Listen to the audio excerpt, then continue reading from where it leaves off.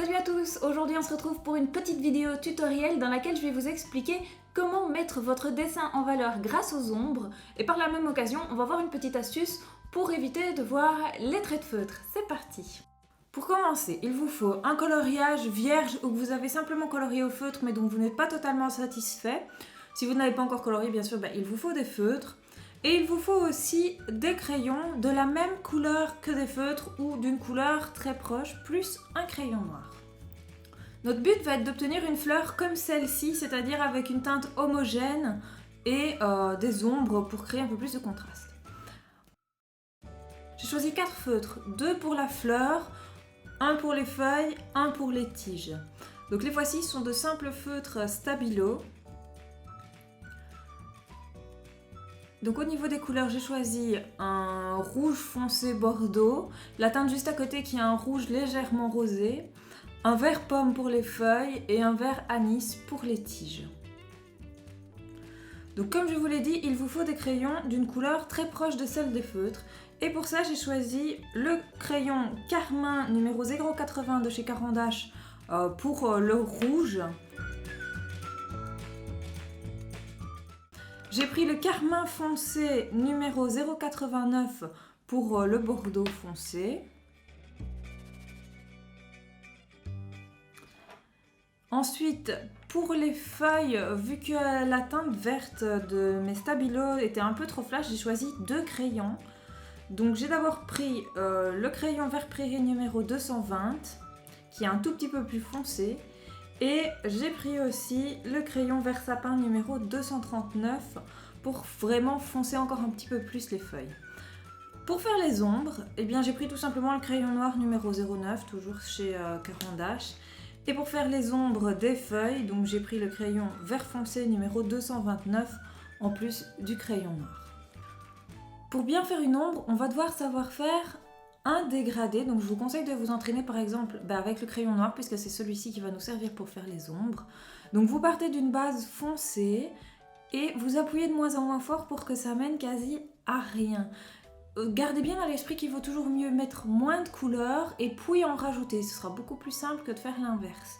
Donc vous insistez un petit peu plus sur la base et puis vous dégradez pour obtenir rien du tout. Et ça, il faudra le faire en minuscule quand on va le faire sur les fleurs comme maintenant. Donc on va faire la fleur qui est ici à droite et on va commencer par faire les ombres donc avec notre crayon noir, c'est la première étape et on va simplement imaginer la fleur en 3D. Donc on va commencer à ombrer toutes les petites zones de creux. Alors appuyez d'abord légèrement et puis vous rajouterez, de toute façon il sera encore possible de rajouter du crayon après quand on aura tout fini pour intensifier les ombres. Donc prenez ça d'abord comme une esquisse.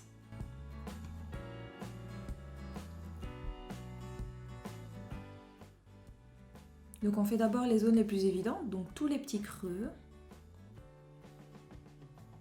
Voilà, comme ici.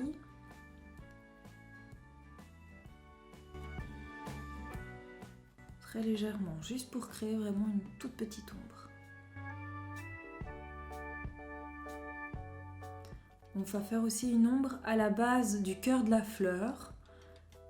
Ça c'est très important pour le faire bien sortir. Donc le cœur c'est celui que j'ai décidé de faire avec la teinte plus foncée.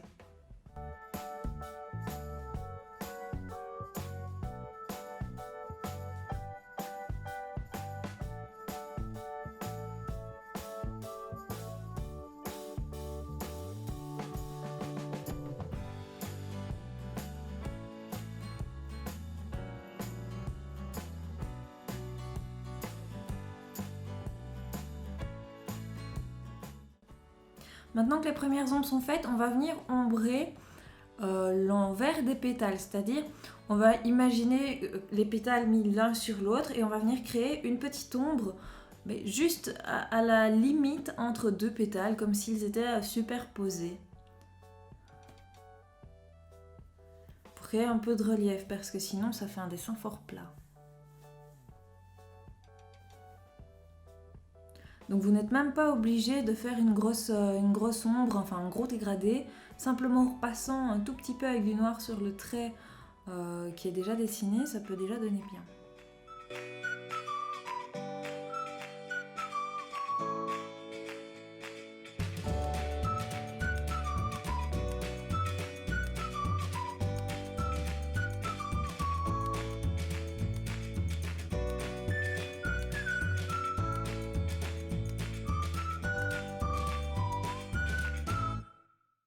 Voilà, j'ai décidé de laisser ma fleur telle qu'elle, en sachant que s'il faut, je rajouterai des ombres par la suite, mais pour l'instant, ça me semble suffisant. Alors maintenant, on va prendre le crayon carmin foncé et on va venir uniformiser le centre de la fleur, donc l'envers des pétales. Alors pour ça, on va simplement y aller doucement d'abord, une couche très fine, et puis on intensifie la pression. En repassant comme ça sur le feutre avec un crayon, ça va vous permettre de masquer les traits de feutre. Vous allez voir ça avec le crayon un petit peu plus clair, ce sera plus visible.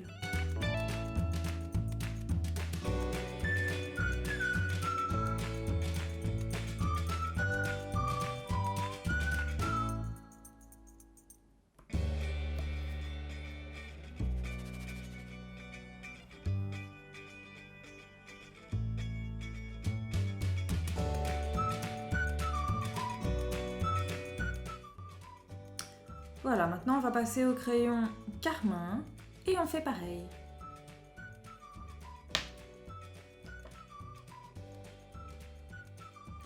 Donc d'abord une couche légère et puis vous repassez dessus avec une pression un petit peu plus forte. En insistant bien sur les bords, histoire qu'on ne voit pas les traits de feutre à cet endroit-là, parce qu'en général c'est là que c'est le plus compliqué.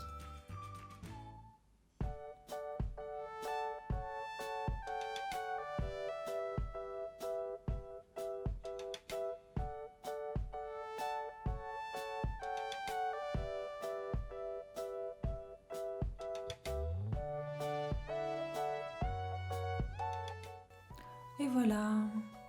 Alors maintenant, on va venir réintensifier les ombres et en rajouter à certains endroits. Donc vous pouvez à ce moment-là les dégrader un petit peu plus. Voilà, comme celle-ci. Et puis comme je trouve qu'on va quand même faire la démarcation, alors je repasse avec un petit peu de crayon carmin, histoire que ça se fonde un petit peu mieux. Voilà, il y a certains pétales où en dessous desquels je n'avais pas ajouté d'ombre, je vais le faire.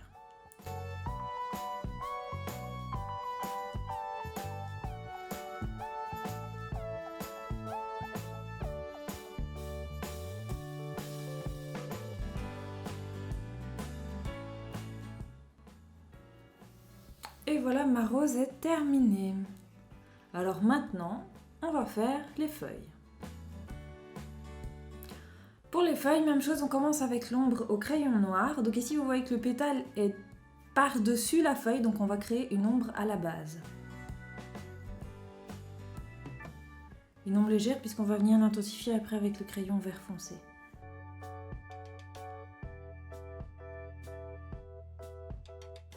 On va faire une ombre le long de la nervure centrale. Alors vous voyez que sur les autres feuilles, j'ai décidé de faire l'ombre du côté droit. Donc on va faire pareil ici. Alors je trace une légère ligne noire à droite. Voilà. Et maintenant on va venir uniformiser la feuille. Donc comme je vous l'ai dit, je trouvais la couleur vert pomme un peu trop claire. Donc j'ai pris le crayon vert prairie numéro 220. Et je vais passer une légère couche sur la feuille. Alors attention à ne pas trop appuyer parce que si le papier est déjà saturé de couleur, ça ne nous arrange pas pour la suite.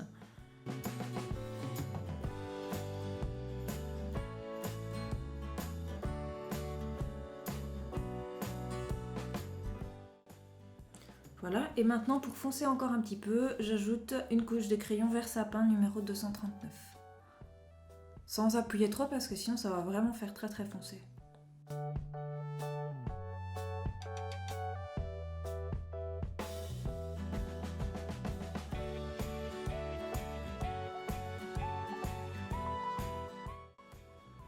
Je repasse encore un petit peu de vert prairie pour obtenir une couleur en fait qui me plaise tout simplement, que j'estime ni trop claire ni trop foncée.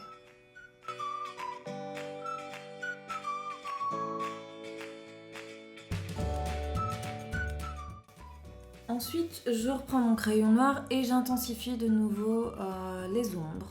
Donc la nervure centrale et la base que je dégrade un petit peu plus, mais pas trop non plus. Puisque de toute façon, on va repasser dessus avec notre crayon vert foncé. Voilà, et maintenant on prend notre crayon vert foncé et on va venir réintensifier les ombres, donc la nervure centrale, qu'on va dégrader vers la droite.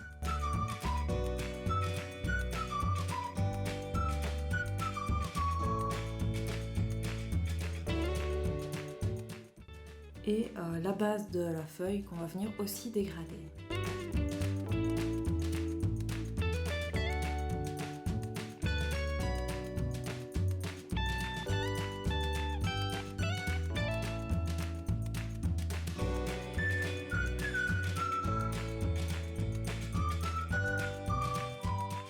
Donc c'est le même type de dégradé que je vous ai montré tout à l'heure, hein. Donc on appuie d'abord fort à la base et puis on relâche la pression pour que les couleurs se fondent. Ensuite je vais accentuer les nervures transversales, c'est-à-dire je vais de nouveau faire un dégradé donc qui part de la nervure et qui remonte vers la moitié de la case, donc vers le haut. En accentuant un peu plus les dégradés qui seront situés à droite vu que c'est notre partie à l'ombre.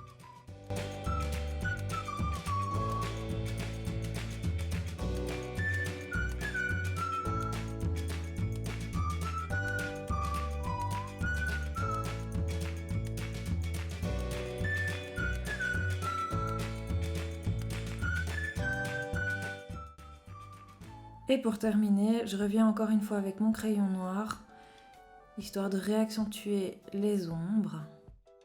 Et avec mon crayon vert foncé pour ne pas que ce soit quand même trop noir.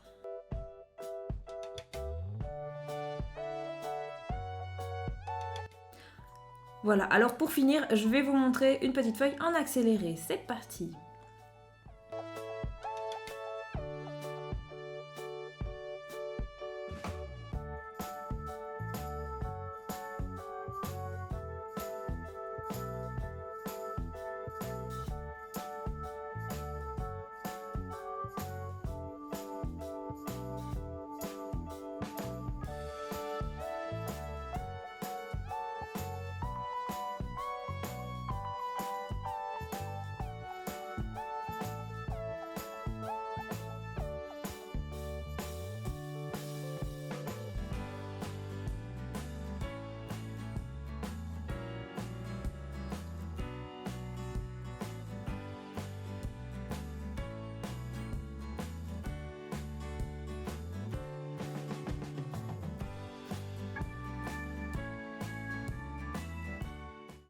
Merci à tous d'avoir regardé cette vidéo, j'espère qu'elle vous a plu. Si c'est le cas, n'hésitez pas à vous abonner parce qu'il y aura bien sûr d'autres critiques de livres, d'autres tutoriels de ce type-là, enfin plein d'autres vidéos qui arrivent très vite. N'hésitez pas non plus à me laisser des commentaires parce que j'y réponds à chaque fois et ça me fait toujours super plaisir. On se retrouve très vite pour la prochaine vidéo.